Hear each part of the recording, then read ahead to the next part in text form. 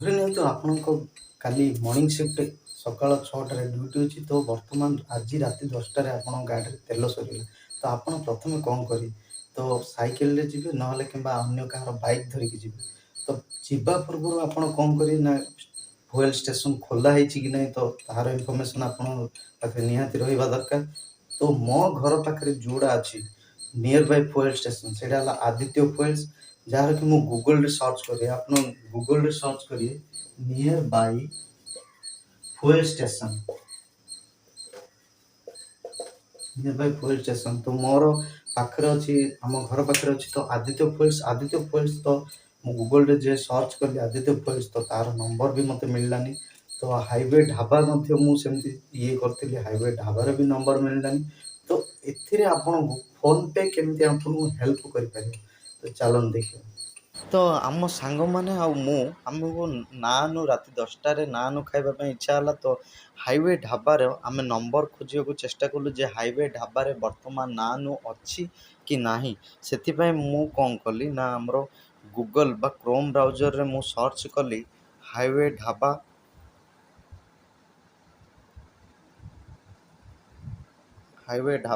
ତ highway dhaba search କଲା ପରେ ଆପଣ ଦେଖିପାରୁଥିବେ, ଆପଣ ଆସିଲା ଗୋପାଳପୁର ହାଇୱେ ଢାବା।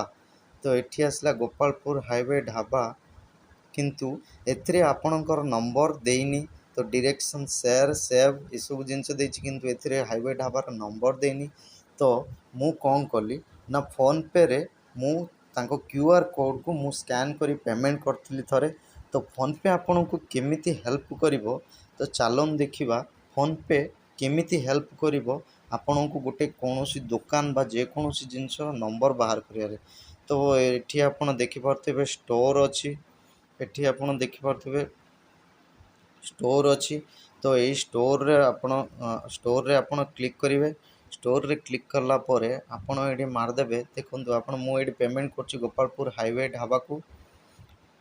ଗୋପାଳପୁର ହାଇୱେ ଢାବାରେ ମୁଁ ପେମେଣ୍ଟ କରିଛି। ତ ଏଠି ଗୋପାଳପୁର ହାଇୱେ ଢାବା ଉପରେ କ୍ଲିକ୍ କରିଦେବେ। ତ ଆପଣଙ୍କୁ ଏଠି ସବୁ ଅପସନ୍ ମିଳିଯିବ।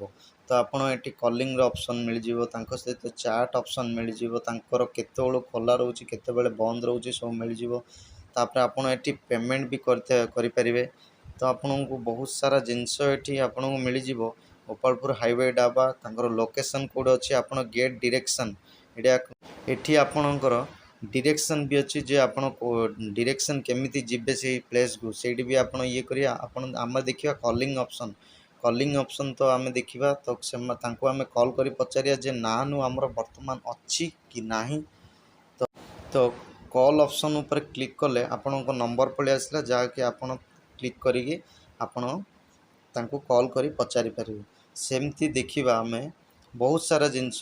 ମୋତେ ଯାହା ଦରକାର ଥିଲା ଗୋଟେ ଦଉଡ଼ି, ମୋର ଗୋଟେ ଗାଡ଼ି ପାଇଁ ତା'ର ଚକା ପାଇଁ ଦଉଡ଼ି ଦରକାର। ତ ମୋତେ ଦଉଡ଼ି କେଉଁଠି ମିଳିବ ନା, ସେଫ୍ଟି ଦୋକାନରେ ମିଳିବ।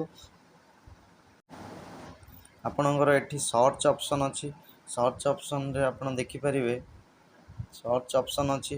ତ ଆପଣ ଏଠି ଆମେ ଦେଖିବା ଯେ ସେଫ୍ଟି ସପ୍, ମୋତେ ରସି ଦରକାର ଥିଲା, ତ ଯାହାକି ଆମର ସେଫ୍ଟି ସପ୍ରେ ମିଳିବ।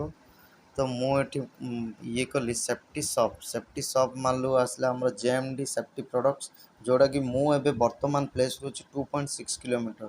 ତ ୟାକୁ ଆମେ ୟା ଉପରେ କ୍ଲିକ୍ କରିବା, JMD ସେଫ୍ଟି ସପ୍ ଉପରେ କ୍ଲିକ୍ କରିବା। କ୍ଲିକ୍ କଲା ପରେ ଆପଣଙ୍କୁ ଦେଖନ୍ତୁ ଆପଣଙ୍କର ସବୁ ଜିନିଷ ଏଠି ରହିଲା। ଆପଣଙ୍କୁ ସେ କଲିଂ ଅପସନ୍ ଦେଲା। ଆପଣ ତଳକୁ ଆସିଲା ପରେ ଆପଣଙ୍କୁ ଗେଟ୍ ଡିରେକ୍ସନ୍ ବି ଅପସନ୍ ଦେଲା। ଆପଣ କେମିତି ପହଞ୍ଚିବେ ସେଇ ଜାଗାକୁ, ସେଇ ଜାଗାର ପ୍ଲେସ୍ ନାଁ ଲେଖା ହେଇଛି, ସେଇ କେଉଁ ଜାଗାରେ ଲୋକେସନ୍ କେଉଁ ସବୁ ସେଇ ଜିନିଷ ଏଥିରେ ଦେଇଛି।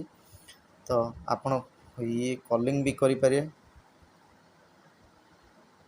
ତ ଯେଉଁ ବି ଆପଣ QR କୋଡ଼୍ରେ ପେମେଣ୍ଟ କରିବେ, ସେଥିରେ ଆପଣ ଦେଖନ୍ତୁ ସଭିଙ୍କ ନମ୍ବର, ଆପଣଙ୍କ ଷ୍ଟୋର୍ ଯେଉଁ ଫୋନ୍ପେର ଏଇ ଅପସନ୍ ଅଛି ଷ୍ଟୋର୍, ଏଥିରେ ଆପଣ ପାଇପାରିବେ। ତ Gopalpur highway dhaba, BP petrol pump, Bhamra police station, ଯାହାକି ଆମର NH5 ଜଗନ୍ନାଥପୁର ରୋଡ଼ରେ ଅଛି। ତ ସମସ୍ତଙ୍କ ନମ୍ବର ମିଳିପାରିବ। ତ ପ୍ରଧାନମନ୍ତ୍ରୀ ଭାରତୀୟ ଜନଔଷଧି, ଯାହାକି ଜେନେରିକ୍ ମେଡ଼ିସିନ୍ ମୁଁ ଆଣେ, ତ ମୁଁ ଏଥିରେ ପେମେଣ୍ଟ ବି କରେ। ତ ତାଙ୍କର ବି ଏଠି କଲିଂ ଅପସନ୍ ଦେଇଛି।